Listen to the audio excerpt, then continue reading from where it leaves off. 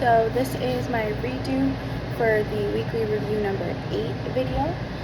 For this redo, I will only be addressing the first question, in which we were to draw the cartoon of what's going on. So, draw the cells first here. So in this case, we're going to have a cell, and then we're going to have the blood. So blood vessel.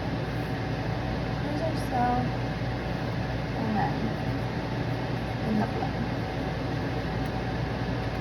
So there is less cholesterol in the cell, in this case, than there is in the blood, which is going to trigger the response that I am about to discuss. So when this is detected, where there's less intracellular cholesterol, the first thing that we want to establish here is that typically SREBP2 is going to kind of reside in the ER. So there's our ER here. And our SREBP2, I'm just going to have in purple here.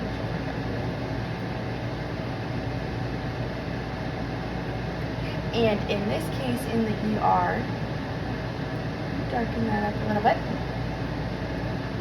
that SREBP2 is also going to be alongside the SCAP protein, which I will do in pink, kind of just next to it, and so that's going to be SCAP. So when these low intracellular intracellular cholesterol levels are detected, SCAP and SREBP2 together are going to leave the ER, kind of like so, and they are going to head into the Golgi. Here. So those two are now in the Golgi as opposed to where they started in the ER. So once in the Golgi, that's where SREBP2, which I'm now going to draw kind of linear for visual purposes. So SREBP2,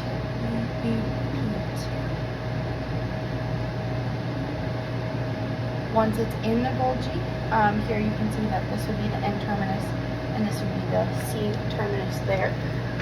In the Golgi apparatus, it's going to be cleaved twice. Two cleavages there, and that's going to turn it into mature SREBP2.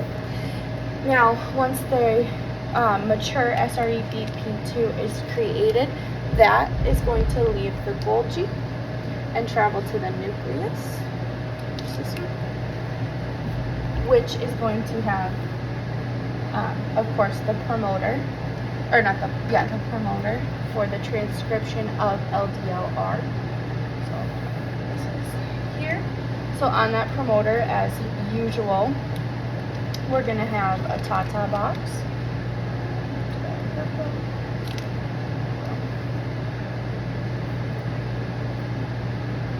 So we have a Tata box along with RNA polymerase 2 and all the necessary transcription factors there.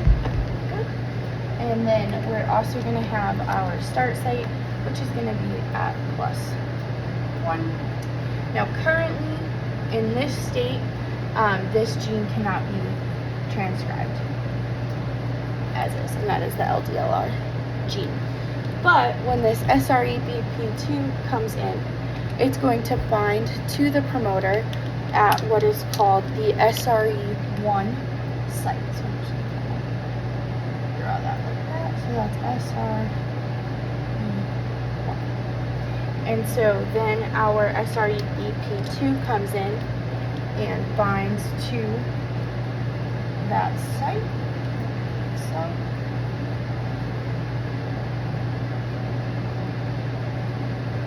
Which is then going to allow for transcription of the LDLR gene to begin. So start transcription. transcription, and it's on its way.